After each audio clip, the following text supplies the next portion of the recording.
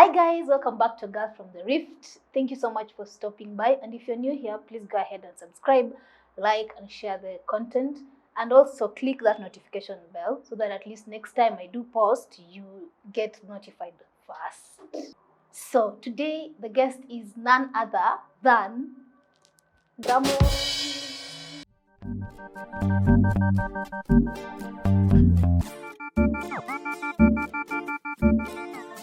Myself. Yes, so today I decided to do a solo video. I've been really looking forward to bringing more guests, and I realized mbona mi sijai kuwa guest in the first place. So today I'm introducing Chiri, aka a girl from the Rift, aka Sharon Korir, for my official name. And I realized I never say so much about my name. I actually go straight to the point. So yes, today I'm your guest, or I'm my guest. It's been a bit of up and down, and like every other project you're undertaking, there are so many challenges that happens along the way. And I'm so glad that at least I get a few comments from you. I get somebody just comments or calls, or just the fact that you're appreciating my work. It means so much a lot. It means so much to me. And yeah, so sometimes you just feel like, mimi nimechoka na hii kitu, why am I doing it in the first place? And then out of nowhere, somebody's out there and anakupatia a certain comment, and you're feeling like, oh, okay, I'm doing this, right? Yes, so thank you so much for your comments and your support. Yes, it's the time for festivities. Ikiswahili Kiingereza kinakata. It's time for festivities, and a lot of my guests are business people, so they've been up and down with the seasons and trying to settle their demands. So yeah, that's why today we didn't have a guest, but we do have a guest, and that's me. So today I'm going to share a little bit about 2022 and how it has been for me. And yes, let's get into it. For the very long time, I've been living worried so much about the future, worried so much about what's happening next, than that I didn't really get a chance to live at that moment. So going back to January to April, oh my goodness, this was a very exciting time for me. I was just accepted to go on for a, what do you call it? Yes, I was accepted to go on in an interview, as I shared Qatar Airways.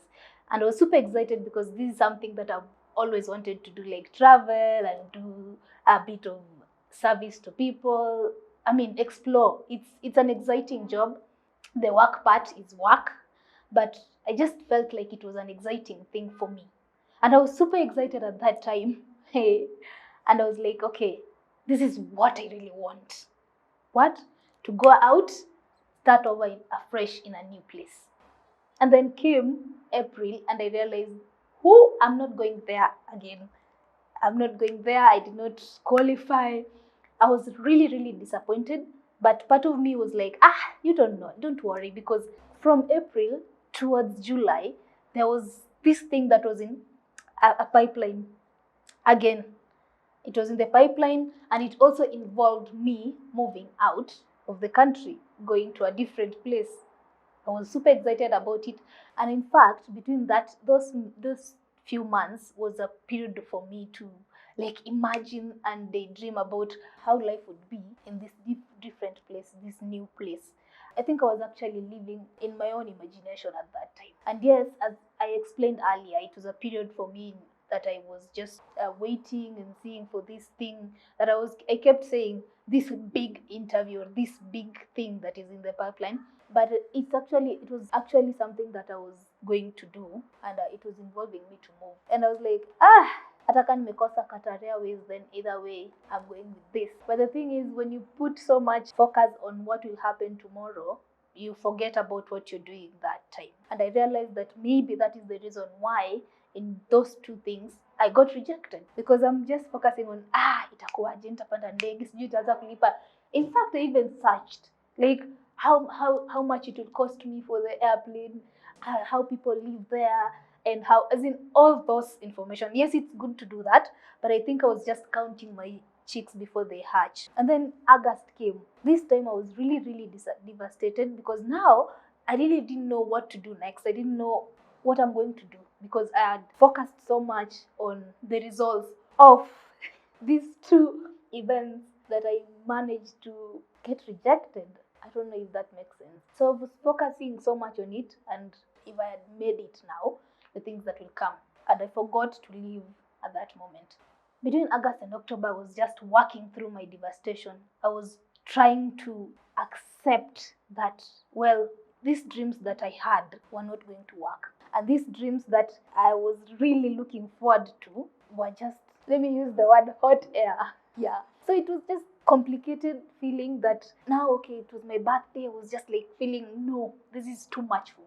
During that period, I decided that if I needed to get through this, I needed to forget everything that I'm thinking about, of the plans that I had for the future. Because now, siezi kaa 1 minute, I'm living like, okay, next year nita travel. Like, you're in this week, but you've already started planning, like, next week, I'll do this, that, and that, and that. And yet, you don't even know what you're doing in between this week. And it is through that devastation that I realized, hapana, mimi, I need to just stop, pause for a moment, and live within like a day. And that's what I like telling everybody who's like probably feeling so down or feeling overwhelmed and everything. Najiambianga, hapana, mimi nitakaa kwanza, pause and live a day at a time. When November came, I have learned a biggest lesson, that is to embrace what is now, to love myself, love the space I'm in, love what comes and the challenges that are coming at that time. And also the biggest lesson was to just be okay and embracing the fact that you might be on a path that nobody else understands, and it's okay to be there. So you're just there and asking yourself, hey, msichana ametuamulia aje, why are you telling us all this? The thing is, what I realized this year is, I think I might call it a toxic trait. I don't know if that fits there. I've been so scared about the future, and it has started like way back. Kiwa shule, when I was still young, I was like, okay, what will happen next year? What will happen?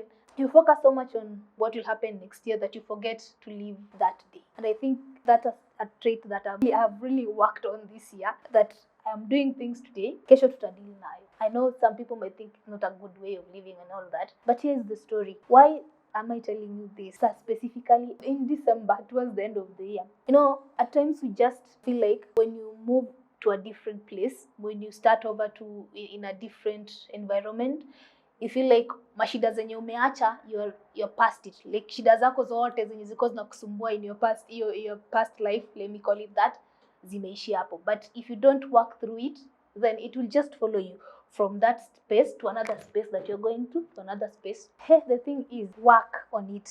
No matter how hard it is or how hard it may be, you really need to work on it. And that is the biggest thing that I've learned this year, to accept and trust my decisions, to accept that if this thing does not go on, ijaenda vizuri leo, doesn't mean that kesho haitaenda vizuri. Leave it. Next day, amka, start over with a different mindset, and you just like go on and on and on. You don't have to like accumulate every other thing unajiambia like, okay, now that this did not go well, tomorrow, how will tomorrow be? Just go on. Kama ijakuwa poa, wachana nayo. Next day we go on. I think the biggest thing that I actually thought would solve all my problems was like moving to a different place. Looking at it right now, I feel like I was not really ready, because I was carrying all this baggage. But right now I'm like, life, enda tu pole pole. The same challenges that you do have today is the same challenges that you'll have tomorrow. Work on it. I'm so amazed at the conversations that I've had for the past three interviews. I'm amazed at the reception that you guys have given me, and I'm super glad that at least I'm changing, or I'm inspiring one or two of you out there. Yeah. So for my first guest, I'm recapping this conversation. First guest alininsistia ama aliniambia kwamba that it doesn't matter the challenges that you face, don't let those challenges define you. So figure out what you can do, figure out what you have that can be really turned into something profitable or something that is money, income generating, and go with it. I had a very bold guest that reminded me that, hey, you don't have to explain yourself, You don't have to wait people to make decisions for you or influence your decision. You can decide on who you are, on what you want, and chase your dreams and never give up and still succeed.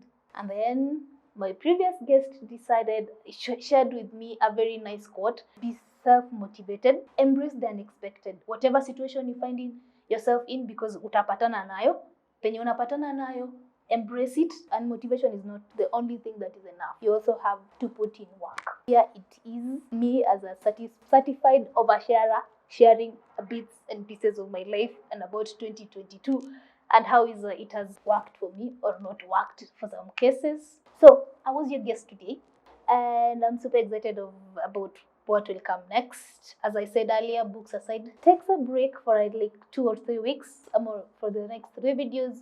Yeah, I'll see you in my next video. Bye bye.